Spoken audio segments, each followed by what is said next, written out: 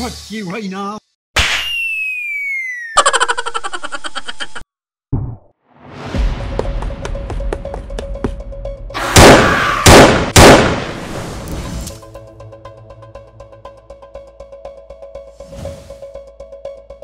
मदिराले दूत भएका राजकुमार दिपेन्द्र वीर विक्रम शाहले राज परिवारको सभामा गोली चलाएर आफ्नै परिवारका 9 जना सदस्य लगायत बुवा राजा वीरेन्द्रलाई मारिएको समाचार अनुसार पुष्टि हुन्छ।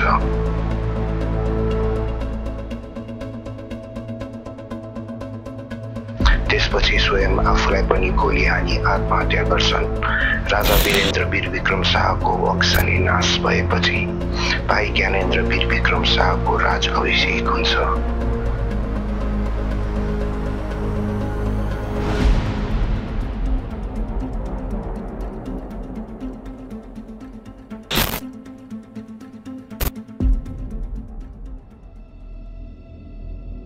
जब माओवादीको विद्रोह नेपालमा चर्के जसले 13,000 ज्यान लिइसकेको थियो, तब कोही पनि पोलिटिसियन्स माओवादीको द्वन्द्व रोक्न सफल भएको थिएन। तब राजा ज्ञानेन्द्रले हस्तक्षेप गर्छन्। राजा ज्ञानेन्द्रले 3 वर्षमा 2 पटक सरकार फेर्छन्। पहिलो पटक 2002 मा जब उनले शेरबहादुर देउवालाई हटाएर राजा समर्थक सूर्यबहादुर थापालाई नियुक्त गर्छन् र निर्वाचन पनि अनिश्चित कालका लागि स्थगित गरिदिन्छ। थापाले 2004 जुनमा सरकार विरुद्धको ठूलो प्रदर्शनपछि राजीनामा दिन्छन् र फेरि देउवालाई नै प्रधानमन्त्री नियुक्त गर्छन्।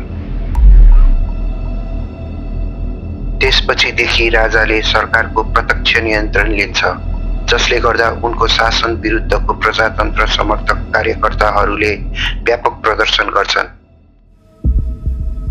उनलाई विदेशी सरकारहरू र मानव अधिकार सङ्गठनहरूले उनको अटोक्रेटिक शासनका लागि आलोचना गर्छन्, जसमा विपक्षी नेताहरूलाई कैद गरिएको, प्रदर्शनकारीहरू प्रहरीसँग झडपमा मारिएको र समाचार पत्रहरू सेन्सर गरिएको देखिन्छ।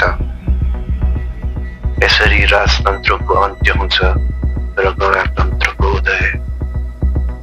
239 वर्षदेखि शासन गरिरहेको शाहवंशको शासनलाई गणतन्त्रको स्थापनाको लागि बन्दली गर्यो। यो सम्झौता राजनीतिज्ञ र माओवादीहरू बीच भएको थियो, जसले 1 दशकदेखि चलेको गृहयुद्धलाई अन्त्य गरेको थियो। मैले हस्तान्तरण गरेको छु। माननीय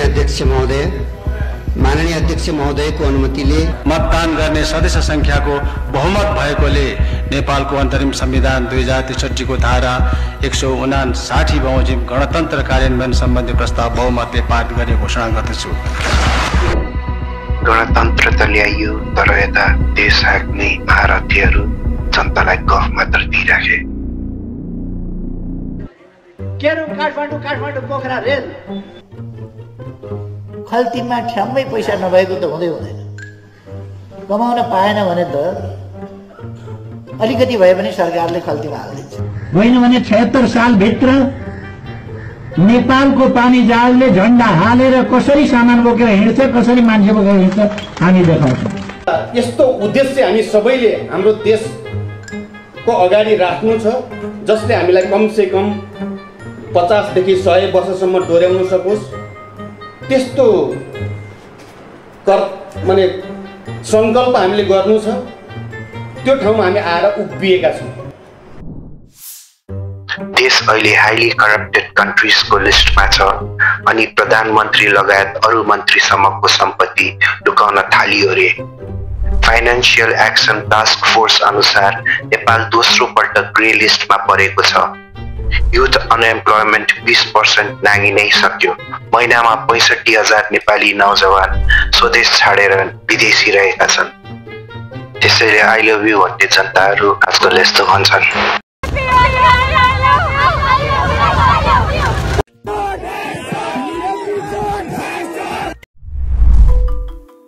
पूर्व राजा ज्ञानेन्द्रले लोकतन्त्र दिवसको अवसरमा राष्ट्रपति गरेको आह्वानले देशभरि नै हलचल सृजना गरेको छ।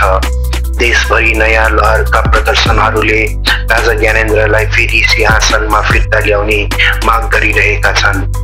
गत महिना राजतन्त्र समर्थक समूहहरूले काठमाडौँका सडकमा उत्रिएर राजा औ देश बचाऊ जस्ता नारा लगाएका छन्। राजतन्त्र समर्थकहरूले नेपालका आरोपित राजनीतिक दलहरूलाई भ्रष्टाचार र असफल शासनको आरोप लगाएका छन्।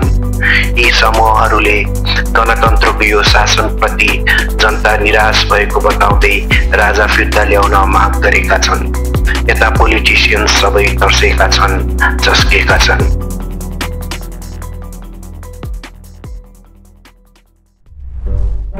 जनता आशावादी छन्। जनताले जिम्मेवार र राष्ट्रप्रति सकारात्मक इरादा भएको जिम्मेवार नेता खोजिरहेका छन्।